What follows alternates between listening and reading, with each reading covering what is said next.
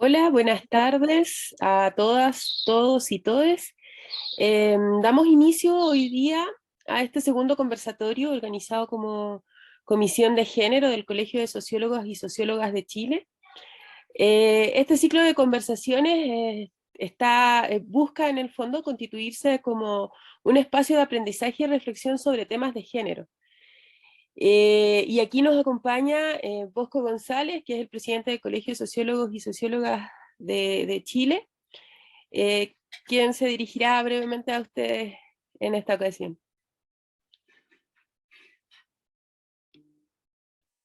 ¿Bosco? Ahí sí, es que estaba muteado. Bueno, muchas gracias por la invitación a dar las primeras palabras de esta actividad organizada por la Comisión de Género de nuestro colegio.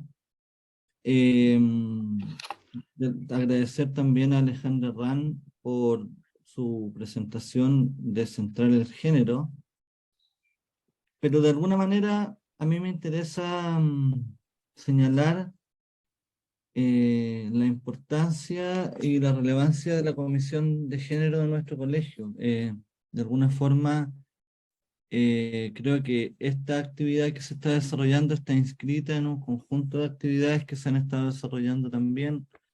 Han habido otras organizadas por la misma comisión, y creo que de alguna forma es un espacio de trabajo de nuestra organización que ha logrado como sostenerse en el tiempo, manteniendo como una agenda de trabajo eh, guiada por un cierto elemento programático y no solamente como vinculado a aspectos coyunturales. Así que yo agradezco y felicito a la Comisión de Género por tener harta iniciativa, pero también harta perseverancia y participación. Así que básicamente eso es lo que yo podría señalar. Muchas gracias, Bosco. Bueno, en esta ocasión, para este segundo conversatorio, tenemos como invitada a Alejandra Ram. Anteriormente estuvimos conversando con Selene Aldana, una socióloga mexicana, que nos presentó la historia de la sociología. Si no te la contaron, Violeta, no te la contaron completa. Ahí también estuvimos conversando con ella por si quieren revisar también en nuestra plataforma luego esa conversación, porque también está disponible. Y como les decía, hoy día tenemos a Alejandra. Eh, Alejandra nos viene a presentar en su conversatorio el proyecto Anillo sobre descentrar el género,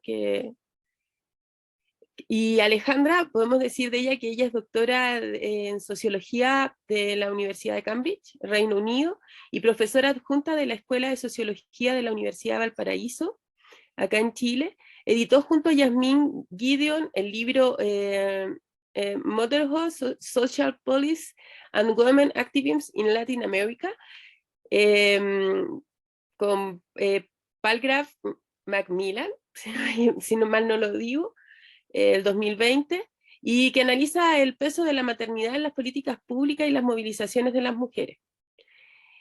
Es una investigadora que ha investigado sobre uniones de hecho y transformaciones del sistema de parentesco en América Latina, publicando artículos sobre esta materia, como por ejemplo en Journal of Latin America Studies. Asimismo ha publicado una serie de artículos sobre la despenalización del aborto en Chile, incluyendo uno en la reconocida revista social Social Science and Medicine. Alejandra, un gusto de presentarte, y también un honor para poder conocer un poco de este proyecto, o qué es lo que planteas con esta idea de descentrar el género. Así que estás cordialmente invitada a deleitarnos. Muchas gracias, Gabriela. Bueno, quería agradecer especialmente a la Comisión de Género, también a Matías Estudillo, que fue ex estudiante y que me contactó. Eso siempre fue una profesora profesores lo mejor, digamos, cuando los estudiantes, después de haber sobrevivido a las clases de uno, todavía quieren escuchar algunas cosas de uno, así que muchas gracias. Bueno, yo voy a presentar, como se dijo, este proyecto anillo de centrar el género, si podemos pasar al siguiente diapo, que es como todo proyecto de envergadura, nunca se es producto de una sola persona, y aquí está el equipo, yo soy soy la investigadora responsable, y en realidad en esta presentación, si hay algún error y qué sé yo, eso es solo responsabilidad mía, pero quería mostrar que efectivamente acá nace un proyecto que presentamos el 3 de mayo, todavía no sabemos si tiene respuesta, pero me parece que el trabajo que hicimos es muy interesante, así que por eso cuando me invitaron quise presentarlo. ¿Vamos a la siguiente? Primero un poco de contexto, ¿cierto? Chile claro oscuro, que yo creo que quedó más que demostrado, ¿cierto? Este domingo, ¿cierto? Por un lado acá contextualizar un poco este Chile claroscuro en términos positivos, los elementos que convencionalmente se destacan o que uno podría destacar como positivos de Chile son el crecimiento económico, digamos, eso está una y otra vez en todos lados. La larga expectativa de vida, que una larga expectativa de vida tiene que ver con un buen sistema de salud, buena nutrición, infraestructura, vivienda adecuada, una serie de cosas, digamos, para que se alargue la vida. También una reducción significativa de la pobreza, y de hecho Chile, el índice de desarrollo humano, opinemos lo que opinemos de ese índice, pero es un indicador, es superior al promedio mundial, ¿ya? Eso en el lado más bien positivo, pero en el lado negativo también hay cosas bien negativas, por ejemplo que el índice de desigualdad en Chile es mayor que el promedio mundial, ¿ya? Y que África y Latinoamérica son las dos regiones más desiguales del mundo, y que Chile es consistentemente el país más desigual de Latinoamérica. Solo a veces o temporalmente ha sido superado por Brasil, pero si uno lo mira en el largo plazo, Chile lleva el liderazgo de la desigualdad. Y uno se podría preguntar después de este domingo si además esas desigualdades tan estructurales pareciera que estuvieran legitimadas culturalmente por la población. Luego solo puedo preguntar. Sigamos a la siguiente. En términos de género, también las desigualdades son significativas. Ahí si uno ve en Latinoamérica, la brecha de género, de 26 países, Chile se ubica en el lugar 19. El país 26, digamos, el que tiene una mayor brecha de género. O sea, claramente Chile de nuevo está hacia el grupo que presenta mayores desigualdades de género dentro de América Latina. No estamos aquí comparándonos ni con la OECD ni nada de esas cosas, digamos, sino que con nuestros pares en América Latina. De hecho, según la CEPAL, el índice de pobreza femenina aumentó entre el año 2000 y el 2020 de 105 a 120. ¿Qué quiere decir? Que si en el 2000 había 105 mujeres pobres por cada 100 hombres en situación de pobreza, en el 2020 hay 120 mujeres en pobreza por cada 100 hombres en situación de pobreza. Y además, según el Ministerio de Desarrollo Social, hay ciertas condiciones que llevan a que hayan algunas mujeres más pobres que otras. El Ministerio de Desarrollo Social calcula que hay un 9% de mujeres que viven en pobreza, pero esta cifra sube a un 17% en el caso de las mujeres rurales, a un 14% del caso de las mujeres indígenas y un 12% del caso de las mujeres migrantes, ¿ya? Entonces, no es que la pobreza se distribuya de la misma manera entre todas las mujeres. Y por último, corto, solo mencionar que evidentemente el COVID-19, no sé si es evidente en realidad, pero lo que mostró es que generó una agudización de esas desigualdades de género, ¿cierto?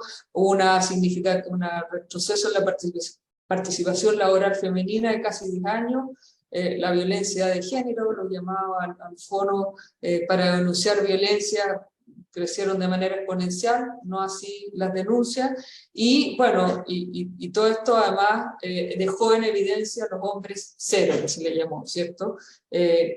Solo voy a decir acá, en honor al tiempo, la primera de las cifras que estamos dando, que ahí el 75% de los hombres dedicó 0 horas al acompañamiento de sus hijos e hijas en tareas escolares, ¿ya? Eso es como muy indicativo de cómo, en el fondo, con el COVID, con el cierre de los establecimientos escolares, esa tarea de cuidado y de hacerse cargo de la escolaridad recayó o fue impuesta exclusivamente a las mujeres. O sea, los hombres chilenos acá, impresionante cómo no sienten una responsabilidad, no sienten que eso sea parte de ellos o qué sé yo, pero algo pasa que en la práctica, no sé si será la aplicación, finalmente no están ni haciendo las tareas, ni están cuidando, ni tampoco están haciendo tareas domésticas.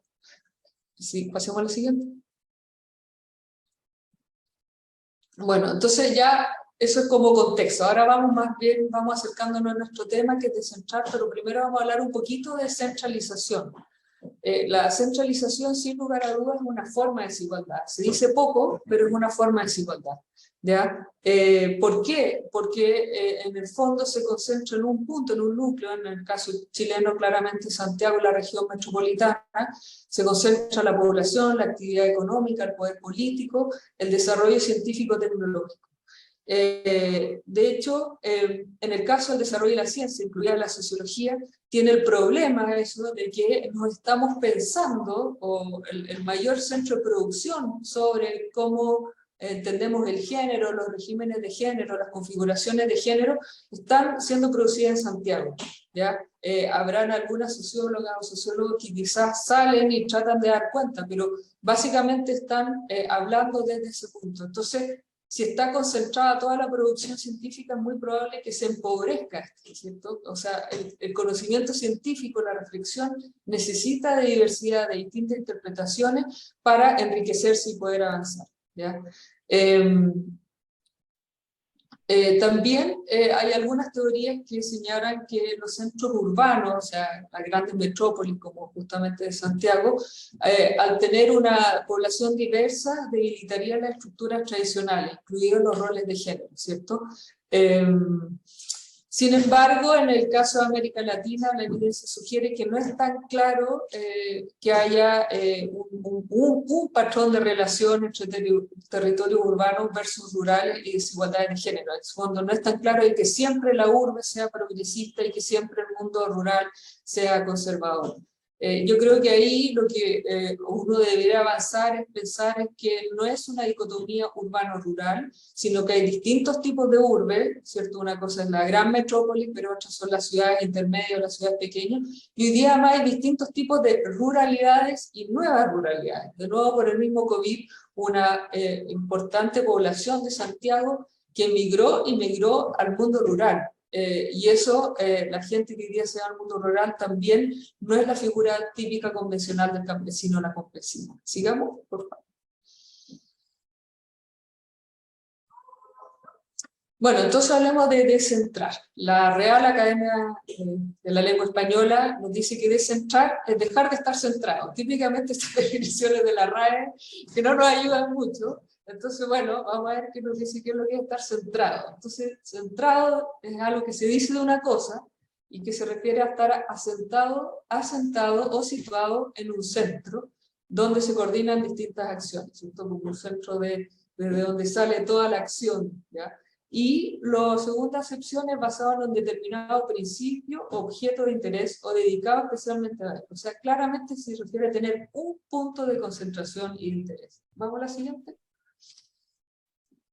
Entonces, uno podría decir que básicamente los estudios de género han estado centrados, ¿cierto? Acá, como nos muestra la columna ahí, donde dice centrado, ha estado centrado básicamente a nivel nacional. O sea, si uno busca cifras sobre desigualdad de género, la gran mayoría son a nivel nacional. Entonces, evidentemente, la apuesta por descentrar es que hay que generar estadísticas a nivel regional y a nivel local, porque las regiones tampoco son homogéneas dentro de sí. Así como Chile no es homogéneo, las regiones también presentan diversidad en su interior.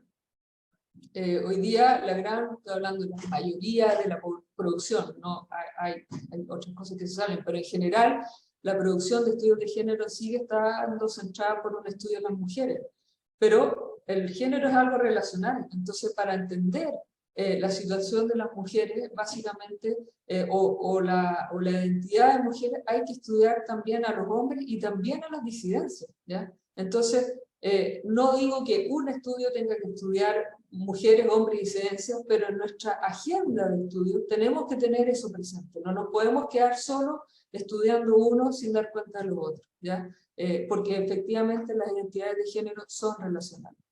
Lo otro es que uno suele ver que todavía en general se asumen las identidades de género y la orientación sexual como algo estable. ¿Qué quiero decir esto? Se asume que si yo estoy haciendo un estudio de mujeres lesbianas, es como que la mujer hubiera nacido lesbiana y va a morir lesbiana. Cuando claramente no es así. O sea, probablemente hubo una transición desde una imposición heterosexual, después hubo una ruptura, después puede haber una exploración, bisexualidad, pansexualidad, lesbianidad, distintas lesbianidades, no sé. Entonces, se trabaja con unas categorías, incluso el mismo LGTBQ, es un gran problema, porque la gente no vive su identidad de género así, y tampoco su orientación sexual, ¿ya? Entonces una etiqueta que son compartimentos estancos y que son muy excluyentes. Si tú eres una cosa, no puedes ser la otra. Y lo que hay acá, sobre todo en estas temáticas y crecientemente, es fluidez. Entonces, a eso se refiere también con descentral. Después yo diría que hay un sesgo, no solo en los estudios de género, sino en la sociología hoy día, es que todo es cultura y es subjetividad, ¿ya? Probablemente con el giro lingüístico. Entonces, pareciera que hasta ahí llega nuestra sociología, ¿ya? Y ahí yo creo que hay que recuperar la sociología clásica en el sentido de que hay que recuperar no solo la cultura y la subjetividad, sino la materialidad, las condiciones materiales de existencia. Eso es algo clave, como que la sociología latinoamericana se pasó a una versión marxista, que era solo materialidad, y ahora estamos en una versión culturalista, que es solo cultura. No, hay que ver cómo se van relacionando, ¿cierto? Cultura y materia no son mundos aparte, ¿ya? Y además la institucionalidad es clave incorporar el estudio sobre la legislación, cómo funciona la institución, cómo se hacen los formularios. Si en el formulario sigue saliendo hombre, mujer, bueno, ¿de qué estamos hablando? ¿Ya? O sea, si yo tengo que postular un subsidio, o sea, todo ese tipo de cosas, la burocracia, entonces a eso me refiero con institucionalidad, es fundamental.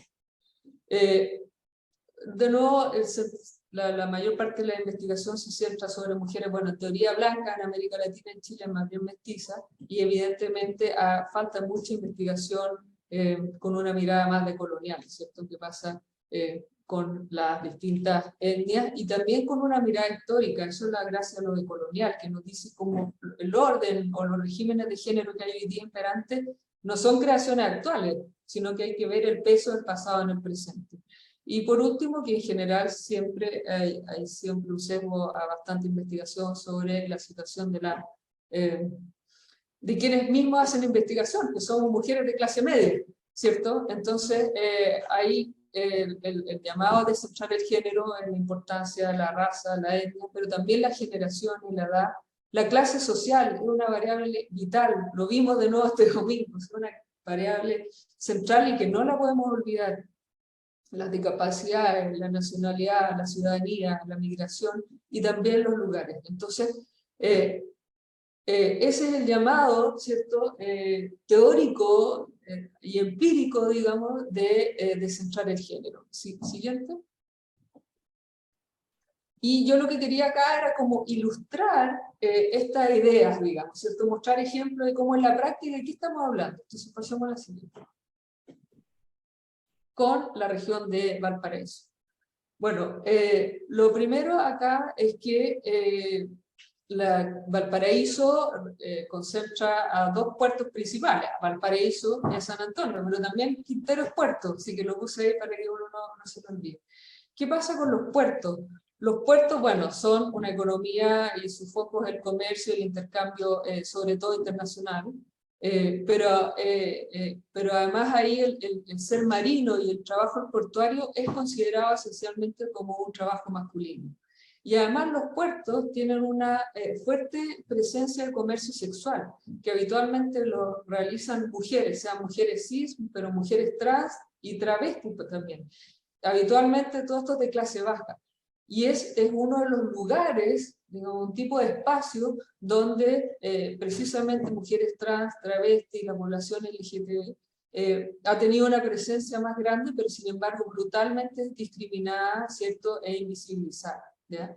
En torno a los puertos o también en la costa están las caletas de pescadores, ¿cierto? Acá en Valparaíso está Caleta Portales, el Membrillo, pero en San Antonio también es una caleta, no es solo un puerto, también ahí se hace pesca. Entonces, de nuevo ahí tenemos que el ser pescador y los buzos son hombres, ¿ya? Se considera una actividad esencialmente masculina.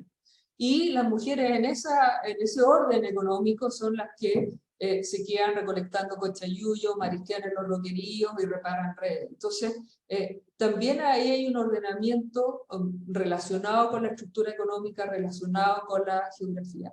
Pero además en la costa también está algo bien distinto, que son las playas, ¿ya?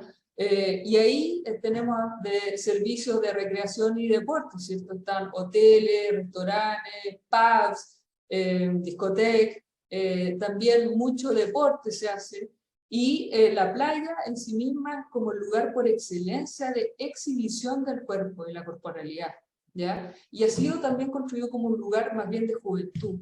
Entonces hay todo un tema que explorar, digamos. ¿Qué pasa si uno va acá en Viña del Mar, a la famosa playa del deporte? Uno ve básicamente hombres jóvenes, hay algunas mujeres, pero son sobre todo hombres jóvenes, haciendo distintos ejercicios, digamos, pero con un claro culto al cuerpo, ¿cierto? Entonces ahí hay un cruce entre juventud, corporalidad, masculinidad, pero también en las playas donde están las mujeres y hombres con traje de baño. Entonces ahí hay toda una construcción que cruza y reflexiona en torno a qué pasa con los cuerpos ahí, digamos. Y uno podría cruzarlo, no sé, con la cultura del surf o con otras subculturas que andan dando vueltas también, ¿cierto? Entonces, ¿qué quiero decir? Que uno podría pensar, ¿cierto?, la costa con los puertos, caletas de playa como cada uno tiene particularidades, pero también uno se podría preguntar si quizás en general en la costa habría una configuración de género más amplia, o más bien yo tendría que ver lo que pasa en los puertos de Valparaíso, San Antonio, se replica en Coquimbo, se replica en Antofagasta, se replica en Talcahuano, lo mismo que pasa con las playas o los caletas de pescado. Siguiente. Si nos vamos al interior, ¿cierto? Pensando sobre todo en el Valle de la Concagua, ¿cierto? Ahí hay ciudades intermedias como San Felipe, Los Andes, Quillota, que están ubicadas en la ribera del río Aconcagua. ¿Y qué pasa en el interior, ¿cierto? O sea, ahí sí que hay bastante más literatura sobre género, ¿cierto? Sobre qué pasó con la hacienda y el patriarcado, ¿cierto? Con la figura del patrón y el campesino, ¿cierto? Con esa masculinidad. Y que la reforma agraria, de alguna manera, o sea, la reforma agraria transforma el campo chileno, y hoy día lo que tenemos es sobre todo una agroindustria, ¿cierto? Una producción industrial que transforma a las campesinas en temporeras. Entonces ahí yo creo que sí ha habido más literatura, pero no está terminada, porque lo que sucede ahí es que la transformación en temporera ser temporera claramente un trabajo muy precario, pero a la vez ser temporera, como lo demuestra Heidi Tinsman, es un socavamiento del patriarcado, porque saca a la mujer campesina del hogar, y la lleva a trabajar en el packing, en la recolección. Entonces ahí y gana, aunque sea muy poco, pero gana su sueldo monetario directamente. Entonces hay una autonomía económica. Entonces se suceden esas dos cosas, que puede haber una precarización, pero a la vez un socavamiento del patriarcado. Entonces que la transformación del agro es algo que se ha dado en todo Chile, en distintas regiones. Entonces también hay que, es otra temática a indagar. Otro ejemplo de cómo descentrar. Sigamos. Otro ejemplo, el territorio insular. Chile tiene un territorio insular importante, pero sin embargo pareciera que no existiera, ¿ya? En el caso de nuestra región, acá en la quinta región está por un lado la isla de Pascua, y por otro lado Rapa Nui, perdón, y por otro lado el archipiélago de San Juan Fernández, pero también está Chiloé, etcétera, etcétera, ¿ya? Y las islas por definición son territorios en general en todas partes del mundo muy aislados y muy marginados, ¿ya? Y ahí yo creo que la investigación de género ha estado claramente centrada y anclada en el continente. En el caso de Rapa Nui, es una cultura polinésica. Recién en el año 66 se incorporan a la ciudadanía chilena, pero esta misma ley Pascua daba, esto fue corregido después que las mujeres Rapa Nui protestaban en 2019, reducía las penas para hombres Rapa Nui que cometían delitos de abuso sexual. Algo similar que han reclamado las mujeres mapuche con el uso del convenio 169 para reducir las penas en caso de violencia doméstica, violencia de género. Entonces, aquí de nuevo es el llamado a la necesidad, ¿cierto?, la importancia de ampliar nuestra mirada. Una más, por favor.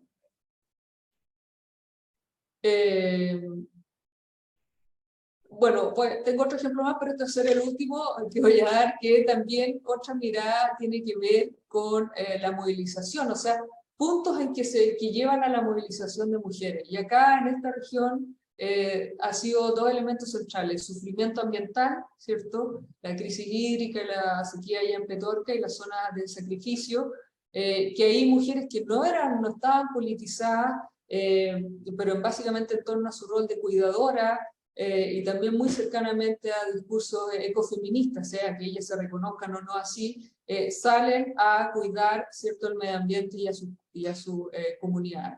Y por otro lado está el tema de las pobladoras y su rol en la sobrevivencia, ¿cierto? O sea, la quinta región es la región con mayor cantidad de campamentos del país, y ahí las mujeres de los cerros, en Viña, tanto en Viña como en Valparaíso, fueron clave en asegurar la sobrevivencia de sus comunidades a través de ollas comunes y de diversas iniciativas. Las mujeres también han estado al centro de la lucha por la vivienda, entonces son figuras clave en los campamentos y asentamientos irregulares, y ahí también hay un fenómeno muchas veces de politización de la maternidad, como desde su rol convencional de proteger, de ser madre, cuidan a sus comunidades. Pero lo que quiero decir es que también los campamentos, las crisis ambientales y la movilización de mujeres en torno a estas tampoco son fenómenos exclusivos de esta región. Uno podría pensar en Arica, la contaminación por polimetales, en el sur, la salmonera. Entonces, ahí me parece que hay unión con otras regiones. Sigamos, por favor. Esta la vamos a pasar en honor al tiempo, podemos volver. Si después alguien tiene alguna pregunta, el tema de las mujeres mayores, vamos a seguir. Entonces, para ir redondeando, el espacio y el tiempo son constitutivos de lo social, ¿ya? O sea, es imposible que lo social transcurra fuera de un espacio y un tiempo determinado. Pareciera que hoy día, con las nuevas tecnologías, internet y qué sé yo, las comunicaciones, lo que han hecho es encoger el espacio y el tiempo. Pero en el fondo, siempre lo social sigue ocurriendo en una temporalidad y espacialidad específica. Ahora, lo que yo quisiera destacar con esto es que el espacio no es un espacio plano, no es un telón de fondo, ¿ya? Sino que son lugares, ¿ya? Que es lo que estoy marcando acá al otro lado. Que en el fondo es un lugar, es una geografía, y ya que un lugar tenga un nombre, quiere decir que tiene una identidad, ya que tiene un significado asociado a esto. Tiene una materialidad que tiene que ver básicamente con la economía, con las instituciones, y tiene una cultura que tiene que ver con actores sociales y con idiosincrasia. Y en el fondo, con las desigualdades de género, tiene que ver básicamente con cómo se articula esa estructura económica con la presencia de esa acceso a la salud pública o no, los actores sociales vigentes, si hay organizaciones ONG nacionales, internacionales o de otro tipo, y el modo de ser característico de esa región. Entonces, la desigualdad de género, como muy bien lo dice ese informe del RIMIS del 2016, varían según estas características de los lugares. Pero lo que quiero decir es que los lugares, el espacio no es algo plano. Y siguiente. En conclusión, el género se construye de manera relacional y en un espacio y tiempo específico, por lo tanto debe ser estudiado en forma relacional, descentrada y en lugares específicos, como ya dije. La prevalencia de las estadísticas nacionales y de concentración de estudios en la RM borra las desigualdades o las configuraciones de género locales, ¿cierto? Haría parecer como que en Chile el espacio fuera algo plano. Entonces yo creo que el desafío es hacer una cartografía que dé cuenta de las configuraciones de género locales. Entonces dando cuenta no solo de las mujeres, sino de los géneros, que estos son fluidos igual que las orientaciones sexuales, que no quedarse solo en la cultura, sino que bajar a la materialidad y a la institucionalidad, conservar una mirada interseccional que cuesta mucho y una mirada decolonial histórica. Entonces, ¿todo esto para qué? Para desarrollar una teoría de género sustantiva que permita avanzar e iluminar la diversidad de regímenes de género presentes hoy día en Chile y que probablemente, si uno logra establecer una cierta topología o lo que sea, puede después comparar a nivel nacional y a nivel regional, ¿cierto?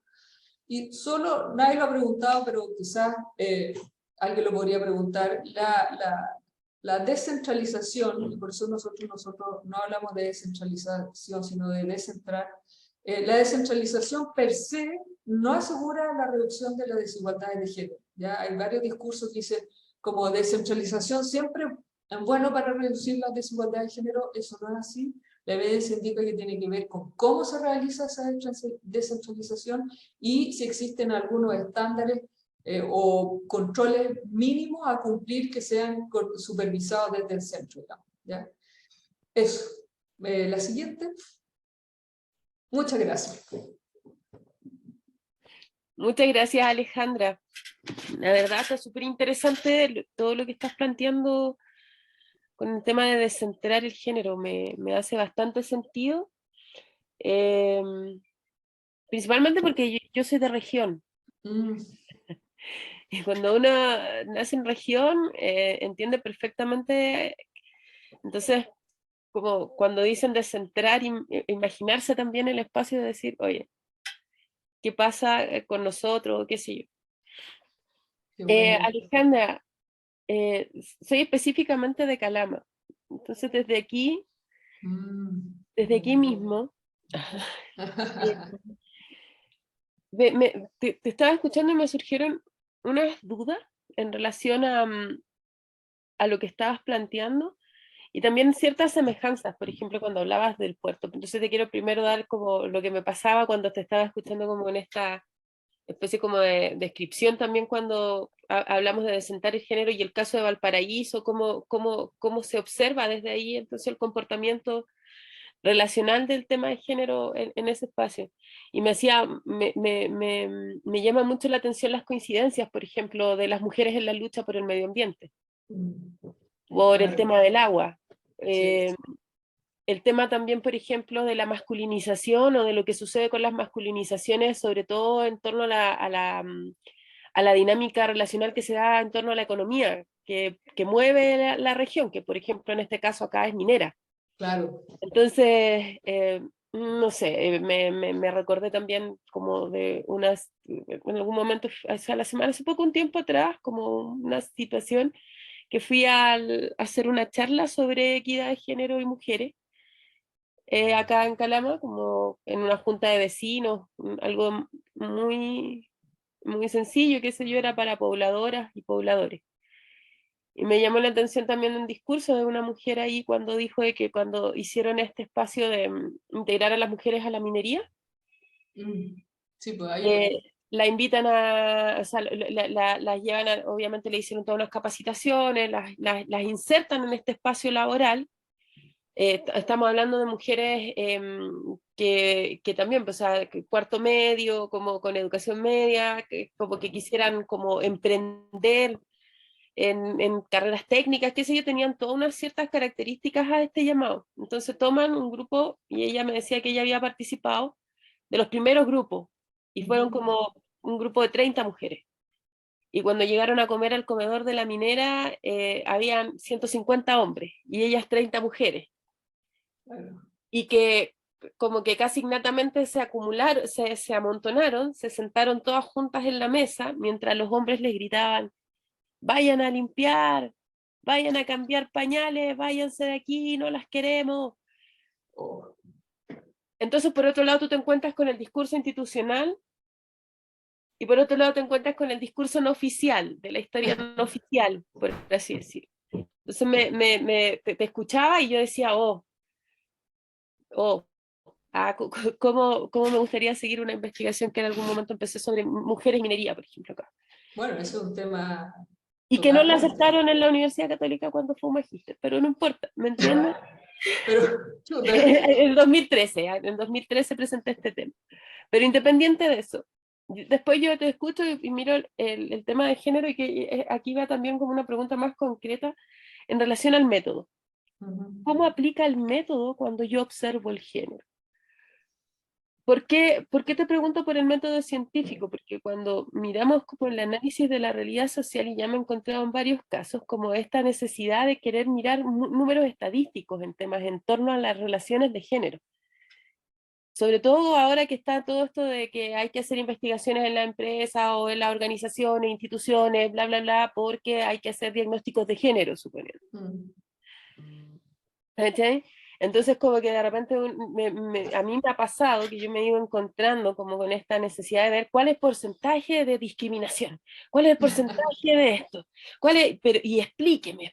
Entonces, ¿cómo desde ahí también como, qué tendría que decir el descentrar el género desde ahí, por ejemplo, en la aplicación del método científico, cómo yo elijo los instrumentos para mirar, para observar?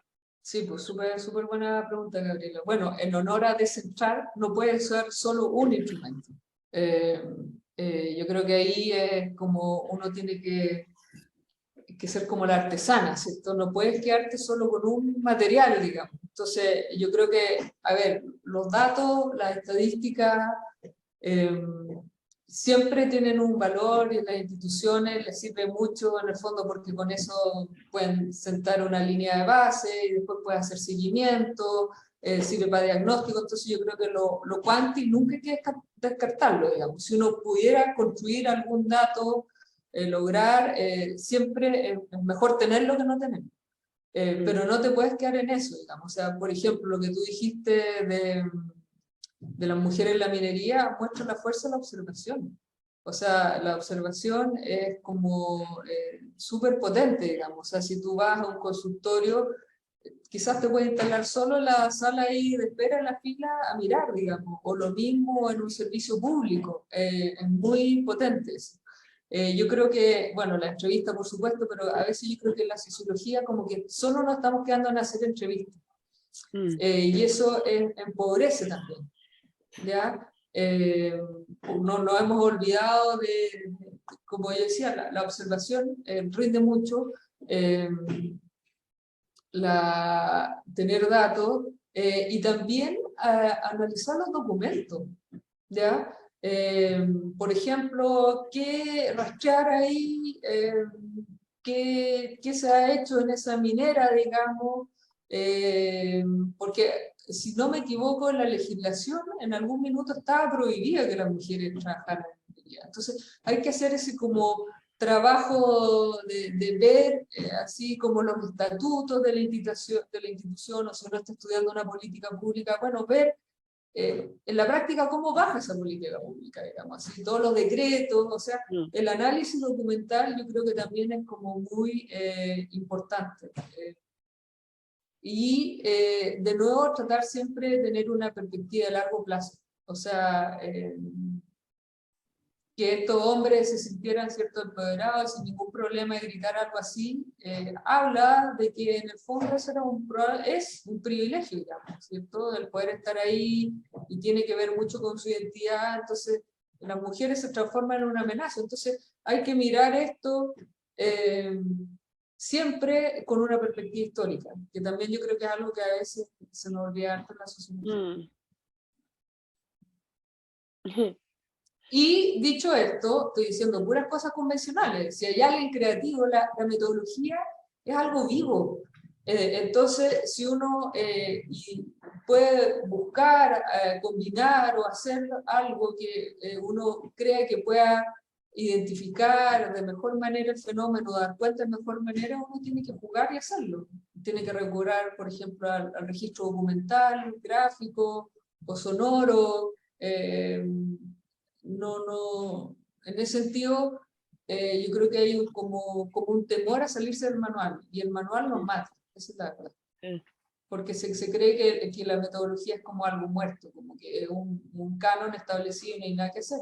Y todo lo contrario, por las grandes investigaciones innovan en el levantamiento de datos, porque la metodología y la teoría van de la mano.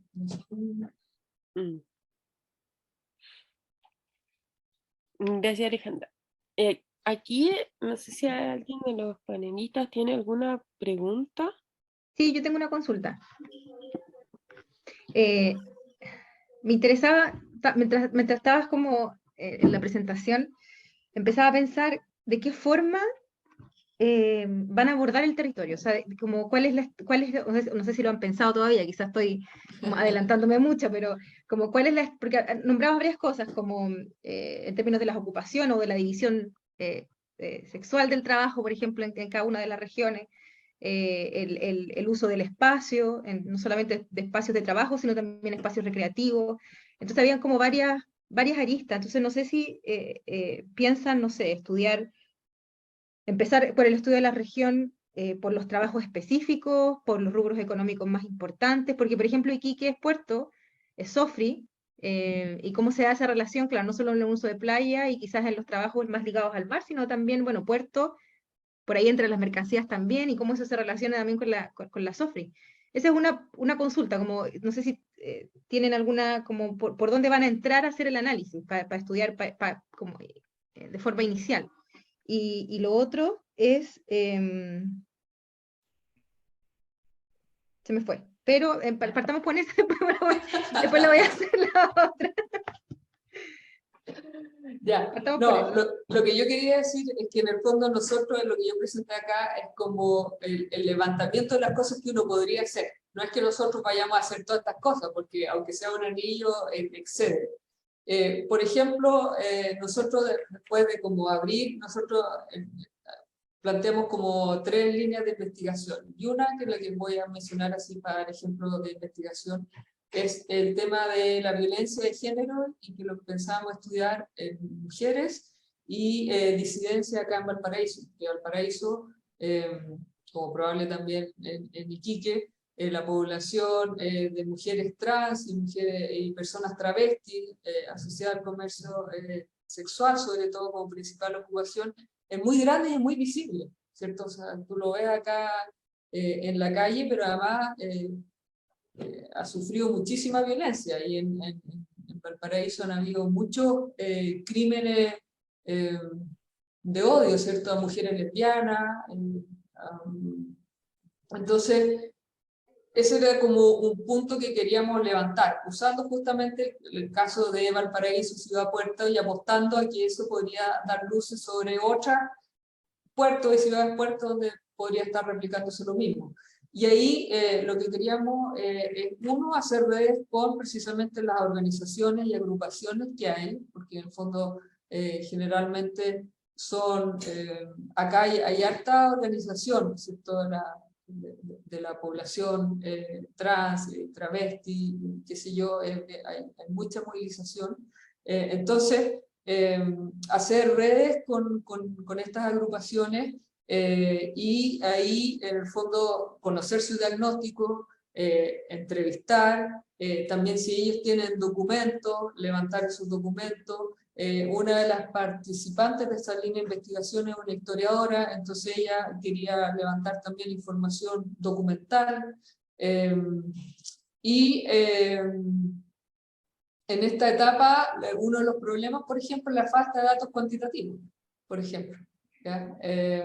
Porque el móvil hace informe, ya hay informe, pero no hay así como una estadística más dura. Entonces, eso, ahí hay una deficiencia y no sé si la vamos a lograr superar. No es que vayamos a hacer una encuesta, pero en el fondo sería importante después tener fondos, otros fondos, para lograr algo así. Entonces yo creo que vamos a hacer, lo que propusimos es una combinación de análisis documental, de trabajar en conjunto con las agrupaciones, bueno, entrevistas, que eso es parte de eso, y eventualmente también observación, habíamos pensado. Eso es lo otro que habíamos pensado. Ya, perfecto. Y esa es una de las líneas que es violencia de género. Sí. ¿Cuáles La son? otra es el trabajo, que justamente queríamos ver sobre todo el tema de la conciliación, o sea, del trabajo pagado y no pagado, que es como una línea clásica y estructural, digamos. Y la otra es el tema que no lo mencioné acá, el tema del conocimiento. O sea, ahí vamos a estudiar a las universidades, porque otra de las características de esta región es que es una de las regiones que sí concentra un número importante de universidades. Entonces queríamos ver qué está pasando con los protocolos de género, comparando las sedes que están en los centros más urbanos, acá en Viña y Valparaíso, versus las que están en el interior, porque lo que decíamos que nuestra tesis es que lo más probable es que también hay diferencias en eso. O sea, hay varias universidades acá que tienen sede en Viña y Valpo, pero también en Los Andes, San Felipe. Entonces, pensamos que es probable que aún en esas, o sea, en la universidad acá en Valpo, comparado con la de Santiago, en el imaginario es la hipótesis que es más difícil levantar casos y que los protocolos efectivamente funcionan, ¿cierto? La universidad en general tiene muchas deficiencias, pero además imaginamos que las sedes interiores tienen aún más problemas para levantar ese tipo de cosas.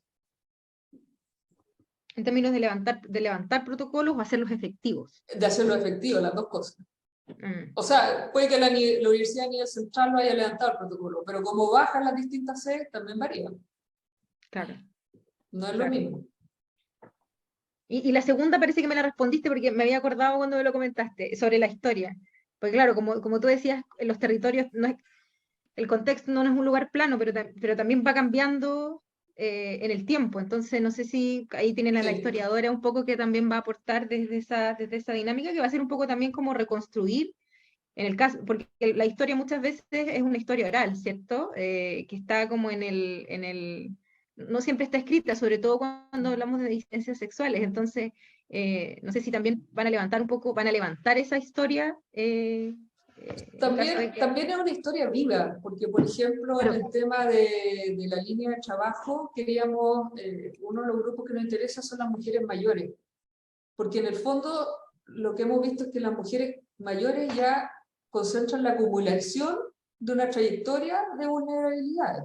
Entonces, si eres mujer, en realidad lo peor es cuando llegas a la vejez, porque ya se han concentrado una serie de discriminaciones, o sea, tiene la sobrecarga del trabajo no remunerado, ¿cierto? Si tienes hijos propios, digamos, te va a tocar, pero incluso si no tienes hijos propios, te pueden tocar los hijos de tu pareja o tienes que cuidar a tus familiares, a tus padres, o sea, por ser mujer siempre te va a tocar cuidar a alguien y eso ya te va a poner en una situación de explotación y marginación, ¿cierto? Te va a excluir del mercado laboral. Y si no te excluyó por ser mujer, vas a ganar igual menos por hacer la misma pega. El sistema de pensiones está hecho que si eres mujer recibe las peores pensiones. Entonces, en el fondo, las trayectorias de las mujeres y las mujeres son una historia encarnada de desigualdades. Y en ese sentido, yo estaba ahí, no lo quise, pero en la región de Valparaíso es la región con la población más envejecida del país. Más de un quinto de la población tiene más de 60 años. Y como sabemos, la mujer tiene expectativa de vida más larga, entonces la mayor parte de esa población son mujeres. Entonces, las condiciones socioeconómicas de las mujeres mayores son las peores, digamos. Entonces, hay una, en ese sentido, que las mujeres terminen así, es como te muestra, te ilustra esa historia. Pero también obviamente está la historia oral, está la historia documental, o sea, la cosa es que tú puedas en el fondo entender que la posición en la que está hoy día un grupo en este caso mujeres, disidencias, masculinidades, también es algo súper importante de estudiar, tiene que ver con lo que, con la historia que esa generación y esas generaciones tienen para atrás. Y eso tiene que ver con la legislación, con el acceso a la economía, la estructura económica, etcétera, etcétera. Muchísimas gracias. Sí, buenísimo. Gracias, gracias. ¿Alguien más tiene alguna pregunta? Ya creo que estamos así por terminar, ¿no? Como hasta las 5 teníamos, ¿no? Claro, ese es el tiempo que nos habíamos fijado. Ya.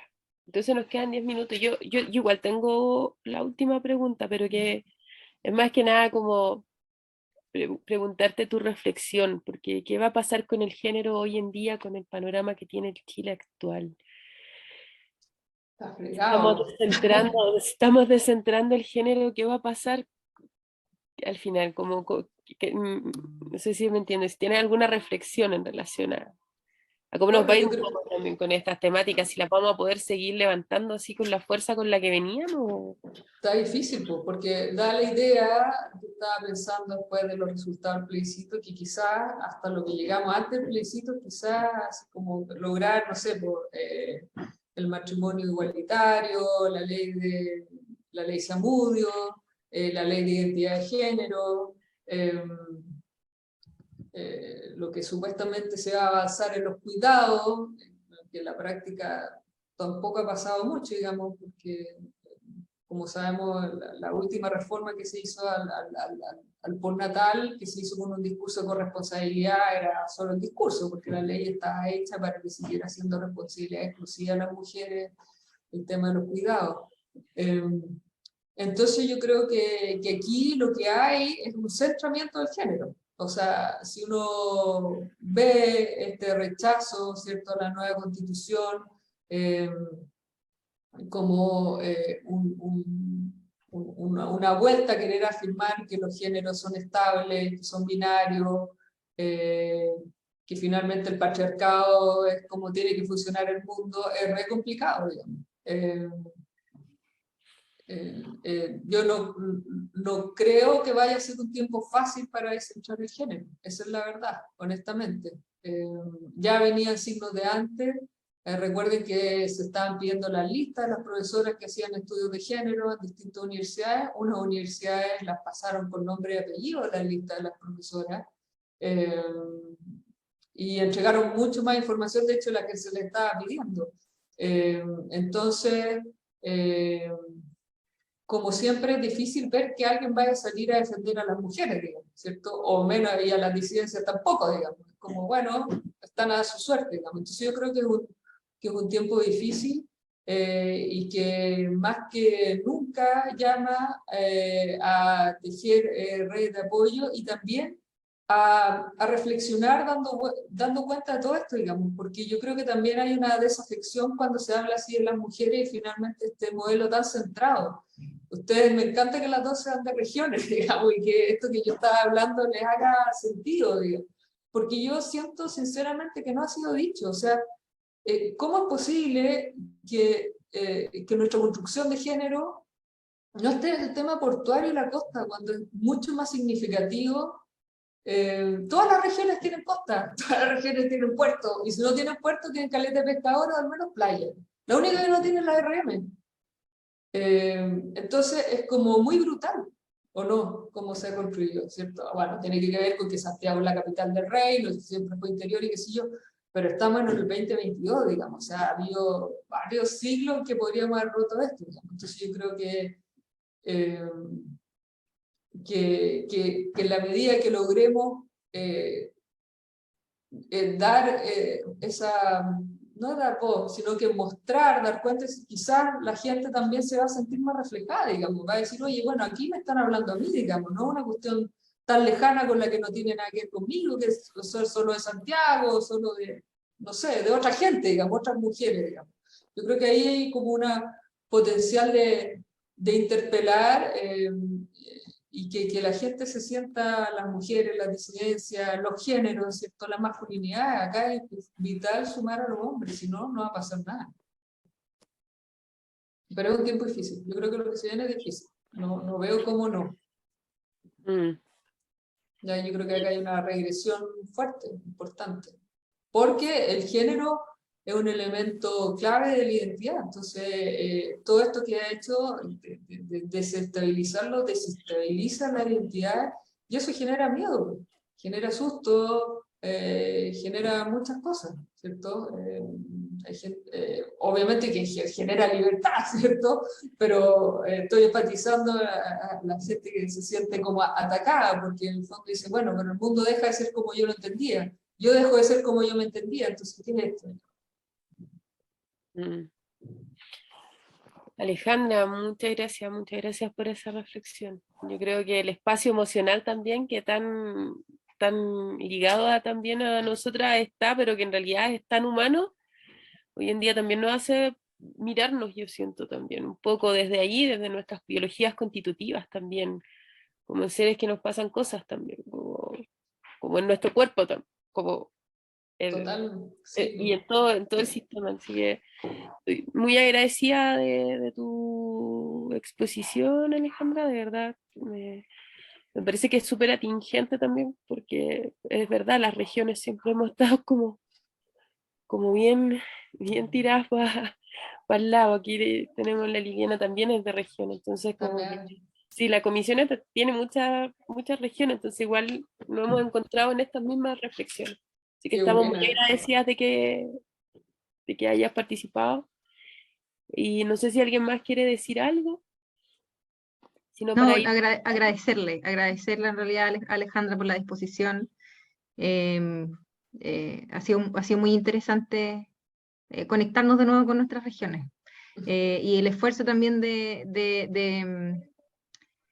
generar teoría también desde los territorios, Así que es, es lo que apunta realmente. así es. En general en Latinoamérica estamos al debe con teorizar nuestro territorio y que se haga no solamente desde los centros de producción del conocimiento. Así que em, me alegraba mucho escucharte, digamos, cuál es el objetivo final de la investigación, me alegraba mucho escucharlo. Así que nada, yo creo que a nombre de la comisión y lo que dijo Gaby, nada, repetir los agradecimientos y esperamos volver a tenerte en algún otro conversatorio Eso, cuando tengan los avances. que nos Porque salga el anillo, aparte de hacer la sí, investigación.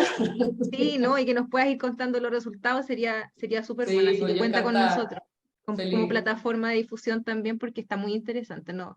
Queremos saber en qué termina la historia. Eso, muy Está bien. bueno. Bueno, yo agradecerles, de verdad, ha sido una gran invitación y así que muy agradecida que tuvieran el tiempo y la dedicación de escuchar todo lo que estaba hablando y de poder presentar este trabajo. Así que yo encantada, feliz de seguir conversando y me encanta que haya tanta gente regional en la comisión. Creo que no es al azar. Creo que no es al azar. Gracias, Alejandra. Estamos, hasta luego. Chao. Chao, Chao. chao. Chao.